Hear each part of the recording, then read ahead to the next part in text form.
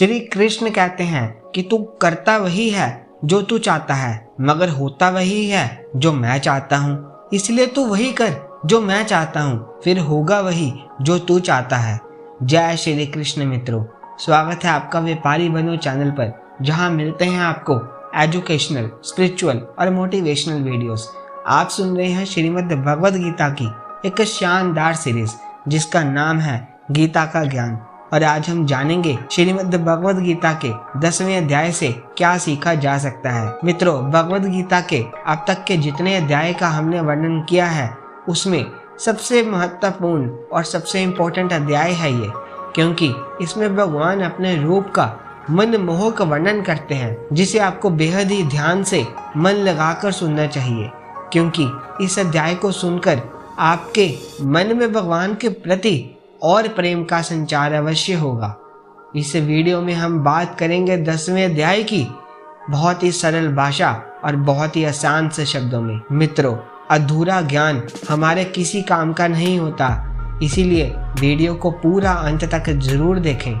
इस वीडियो से आपने क्या सीखा ये भी अंत में कमेंट करके जरूर बताएं। अगर आप इस चैनल पर पहली बार आए हैं तो चैनल को सब्सक्राइब करके बेल आइकन को प्रेस कर दीजिएगा। श्रीमद् भगवद गीता के 9वें अध्याय में हमने जाना कि भगवान की परम महिमा क्या है। जब हम अलग अलग देवताओं की पूजा करते हैं तो उससे क्या होता है, क्या एक पापी भी भगवान की भक्ति कर सकता है, और मनुष्य जीवन का परम लक्ष्य क्या है। श्रीमद् भगवद गीता के 10वें अध्याय में हम जानेंगे कि क्या भगवान का कोई रूप होता है, भगवान कहाँ कहाँ और किस रूप में रहते हैं, क्या मनुष्य के लिए भगवान को पूरा जान पाना असंभव है। तो चलिए विस्तार से जानते हैं श्रीमद् भगवद गीता के 10वें अध्याय से मिलने वाली सीख और शिक्षाओं के बारे में। मित्रों, वैसे तो आपने बहुत बार सुना है कि भगवान ऐसे हैं, भगवान वैसे हैं, यहाँ हैं, वहाँ हैं, हर जगह में हैं। आज इस 10वें अध्याय में हम इसको जरा बारीकी से जानेंगे। और इस अध्याय के प्रारंभ में भगवान श्री कृष्ण अर्जुन से कहते हैं कि हे महाबाहु, अब आगे मेरी सभी दिव्य उपदेशों को पूर्ण सुनो, क्योंकि तुम मेरे प्रिय सखा हो और मुझे प्रेम करते हो, इसलिए मैं तुम्हारा कल्याण के लिए तुम्हें इन्हें प्रकट करूंगा। इस लोक में भगवान श्री कृष्ण अर्जुन को कहते हैं कि जो मेरा परम रहस्य युक्त वचन है उनको दोबारा सुनो। दोबारा इसीलिए सुनने के लिए कहते हैं क्योंकि जब तक भक्त उसे आखिरी लक्ष्य तक नहीं पहुंचाता, परम धाम तक नहीं पहुंचाता, तब तक भक्त के गिरने का, लड़खड़ाने का खतरा हमेशा बना रहता है।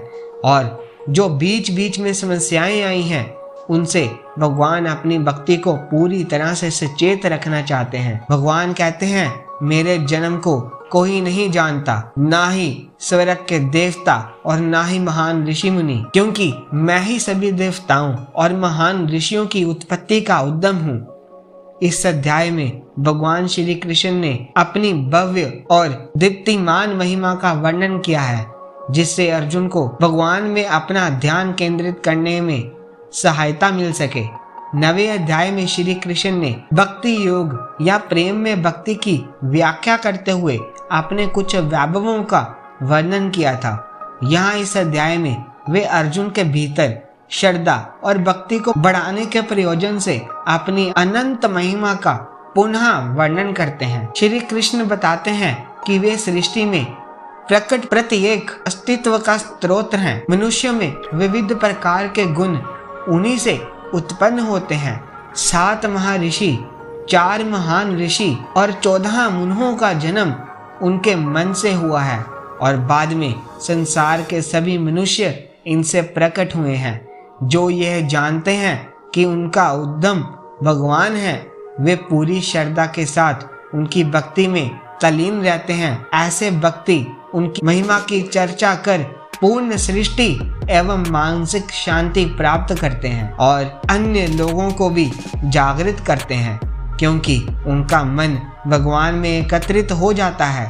इसीलिए भगवान उनके हृदय में जाकर बैठ जाते हैं, उन्हें दिव्य ज्ञान प्रदान करते हैं ताकि वे उन्हें सुगमता से प्राप्त कर सकें। श्री कृष्ण से यह सब सुनकर कि उसे पूर्ण रूप से भगवान की सर्वोच्च स्थिति का बोध हो गया है और वह यह घोषणा करता है कि भगवान श्री कृष्ण संसार के परम स्वामी हैं, फिर वह भगवान से विनम्र अनुरोध करते हैं कि पुनः अपनी अनुपम महिमा का अधिक से अधिक वर्णन करके मुझे बताएं कि आपका रूप किस तरह से है, जिसका श्रवण करना अर्जुन के लिए एक अमृत के सेवन करने के बराबर था। श्री कृष्ण प्रकट करते हैं क्योंकि वे ही सभी का आदि, मध्य और अंत हैं, इसलिए सभी अस्तित्व उनकी शक्तियों के अभिव्यक्ति है। वे सौंदर्य, वैभव, शक्ति, ज्ञान, समृद्धि का अनंत महासागर है। जब हम कहीं किसी असाधारण ज्योति को देखते हैं जो हमारी कल्पना को हर्ष कर देती है, खुश कर देती है, हमें आनंद में निमग्न कर देती है, तब हमें उसे और कुछ ना मानकर भगवान की महिमा ही माननी चाहिए। वे ऐसे ग्रहों के समान हैं जहां से मानव जाति के साथ साथ ब्रह्मांड में सभी पदार्थ अपनी ऊर्जा प्राप्त करते हैं। तत्पश्चात शेष अध्याय में वे उन्हें सभी श्रेष्ठ पदार्थ, व्यक्तियों और क्रियाओं का मनमोहक वर्णन करते हैं जो उनके विशाल वैभव को प्रदर्शित करते हैं। इस प्रकार से वे यह कहकर इस सुंदर अध्याय का समापन करते हैं, उन्हें अभी तक अपनी जी अनुपम की महिमा का वर्णन किया है, उसमें उनकी अनंत महिमा के महत्व का अनुमान नहीं लगाया जा सकता, क्योंकि वे ही अनंत ब्रह्मांडों को अपने दिव्य स्वरूप के एक अंश के रूप में धारण किए हुए हैं। इसीलिए हम मनुष्य को भगवान जो भी प्रकार के वैभवों का स्रोत हैं, उन्हें ही अपनी आराधना का लक्ष्य मानना चाहिए। आगे भगवान कहते हैं, वे जो मुझे अजन्मा, अनादि, समस्त ब्रह्मांडों के स्वामी के रूप में जानते हैं, मनुष्य को केवल वही मोह रहित और वही समस्त बुराइयों से मुक्त हो जाता है। इस लोक में भगवान स्पष्ट करते हैं कि जो यह जानता है कि मैं कभी नहीं जन्म लेने वाला, मैं कभी नहीं मरने वाला हूँ, वही सबसे बड़ा ज्ञानी है। श्री कृष्ण कहते हैं कि हे अर्जुन, जीवन में विविध प्रकार के गण जैसे बुद्धि, ज्ञान, विचारों के स्पष्ट क्षमा, सत्यता, इंद्रियों और मन पर नियंत्रण, सुख और दुख, जन्म और मृत्यु, भय और निडरता, अहिंसा और समता, तुष्टि, तप, दान, यश, अपेक्ष केवल मुझे ही उत्पन्न होते हैं, अर्थात सृष्टि के सभी भाव वास्तव में मैं ही हूँ। इस संसार में जहाँ जहाँ जिसकी भी पूजा होती है वह वास्तव में मैं ही हूँ। जो लोग मुझ में मन और प्राणों को अर्पण करते हैं, उनके अज्ञान के अंधकार को मैं ही ज्ञान उजाले में रोशनी करता हूँ। इस पर अर्जुन बोलते हैं, हे जनार्दन, कृपया मुझे पुनः अपनी दिव्य महिमाओं, वैभवों और अभिशक्तियों के संबंध में विस्तार रूप में बताएं। मैं आपकी अमृतवाणी को सुनकर कभी नहीं भूल सकता हूँ। अर्जुन ने कहा, आप परम पुरुषोत्तम भगवान, परम धाम, परम शुद्ध, अविनाशी भगवान आदि पुरुष, आजन्मा तथा महानतम है। नारद, अस्थि, देवल, व्यास जैसे महान ऋषि मुनि इस सत्य की पुष्टि करते हैं और अब आप स्वयं भी मुझे यही बता रहे हैं। प्रभु, कृपा विस्तार पूर्वक मुझे अपने दिव्य ऐश्वर्यों से अवगत करवाइए, जिनके द्वारा आप समस्त संसार में व्याप्त होकर उनमें रहते हो। हे योग के परम स्वामी, मैं आपको ज्यादा अच्छे से कैसे जान सकता हूँ और कैसे आपका मधुर चिंतन कर सकता हूँ। हे परम पुरुषोत्तम भगवान, ध्यान अवस्था के दौरान किन किन रूप में आपका स्मरण कर सकता हूँ। आपने जो अभी तक खुद के बारे में मुझे बताया है, उन सब बातों को तथा आपके द्वारा कहे गए सभी कथनों को पूर्णतः सत्य के रूप में मैं स्वीकार करता हूँ। आपकी बातें मेरा और ज्यादा मन मोह कर रही है कि परम प्रभु ना तो देवता ना ही असुर आपके वास्तविक रूप स्वरूप को समझ सकते हैं।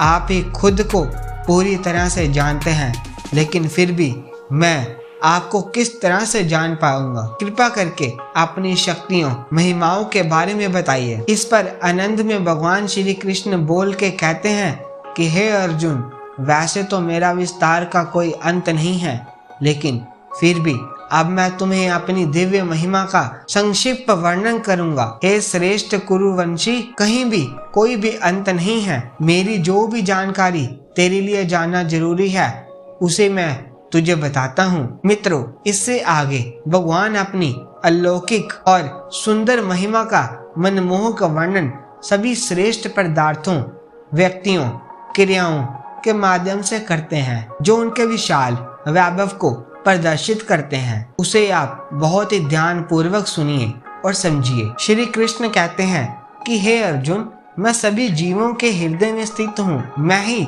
समस्त जीवों का आदि, मध्य और अंत हूँ। मैं विष्णु हूँ। प्रकाशवान पदार्थों में मैं सूर्य और चंद्रमा हूँ। वेदों में मैं सामदेव हूँ। देवताओं में स्वर्ग का राजा इंद्र हूँ। इंद्रियों के बीच में मैं मन हूँ और जीवित प्राणियों के बीच में मैं चेतना हूँ। रुद्रों में मैं शंकर जानू। यशों में मैं कुबेर हूँ। वसुओं में मैं अग्नि हूँ और पर्वतों में मैं मेरु हूँ। पुरोहितों में मुझे बृहस्पति जानना और सिनायकों में मैं कार्तिकेय हूँ और सभी जलशाओं में समुद्र हूँ। मैं महर्षियों में बगु हूँ। ध्वनियों में दिव्य ओम हूँ। मुझे यज्ञों में जपने वाला पवित्र नाम समझ लो। अचल पदार्थ में मैं हिमाचल हूँ। वृक्षों में मैं बरगद का वृक्ष हूँ और देव ऋषियों में मैं नारद हूँ। गंधों में मैं चित्ररथ हूँ। सिद्ध पुरुषों में मैं कपिल मणि हूँ। अश्रवों में मुझे उच्च श्रव्य समझो, जो अमृत के लिए समुद्र मंथन के समय प्रकट हुआ था। हाथियों में मुझे गवित्री ऐरावत समझो और मनुष्यों में मैं राजा हूँ। शस्त्रों में मैं वज्र हूँ और गायों में मैं कामधेनु हूँ। संति के समस्त कर्मों में मैं प्रेम का देवता कामदेव हूँ और सांपों में मैं वासुकी हूँ। जलचरों में वर्णन हूँ और पितरों में आरामी हूँ और नियमों के नियामकों में मैं मृत्यु का देवता यमराज हूँ।